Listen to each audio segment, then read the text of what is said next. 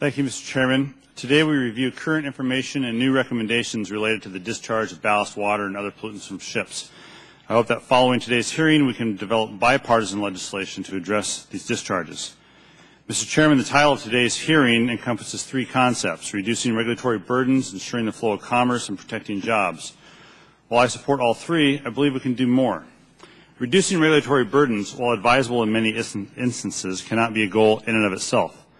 As we have learned from previous experience in Deepwater Horizon disaster, the Wall Street meltdown, and the subprime mortgage crisis, when we have regulations in place that can actually protect lives, property, and the environment, we can actually get a better result. We should focus on smart regulations that accomplish national goals, grow the economy, and protect public health and the environment.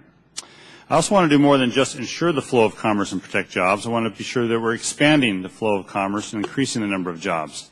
At our subcommittee hearing on June 14th, we heard of opportunities to grow our economy by enhancing our marine transportation system.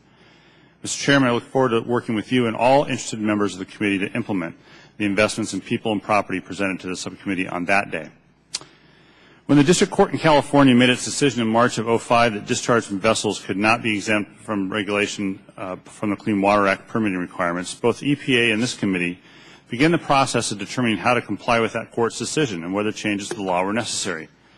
Congress responded with two bipartisan pieces of legislation, and EPA responded with a general permit.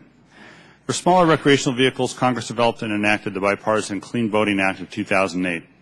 The law exempted recreational boats from permitting requirements, but in return for that exemption, the law tasked EPA and the Coast Guard with developing best management practices to protect water quality. The result will be improvements in water quality without the need for permitting individual boats, an example of a smarter bipartisan legislative response.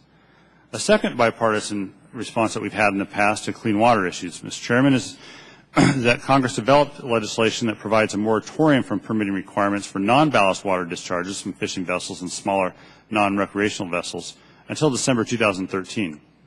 This moratorium is to allow EPA, Congress, and the boating community more time to analyze the impacts of discharges from vessels and develop the appropriate legislative or regulatory response.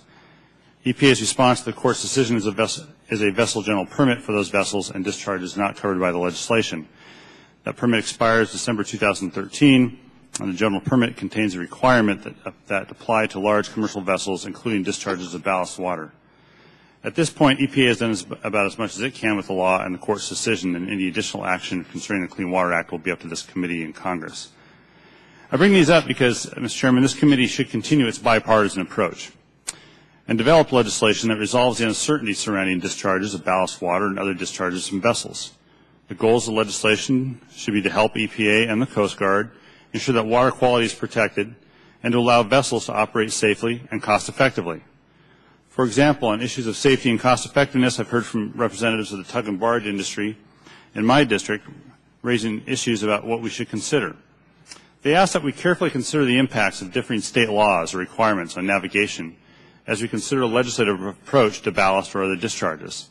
The issues we need to consider are well known and include: will discharges from vessels be addressed under the Clean Water Act, some other law, or some combination of laws? What standards will be set for pollutants and species in discharges? Will the discharge standards be uniform across the country? What will the role of the states be in addressing vessel discharges?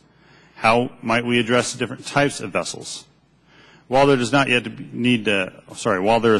a consensus on the resolution of these issues, I believe that one is available. Given the opportunity, the Coast Guard Subcommittee and the Water Resources Subcommittees can work together in a bipartisan way to develop legislation that effectively addresses discharges from ships and boats. So I look forward to today's witnesses, Mr. Chairman, and to hear how they seek to help us address this critical water quality issue.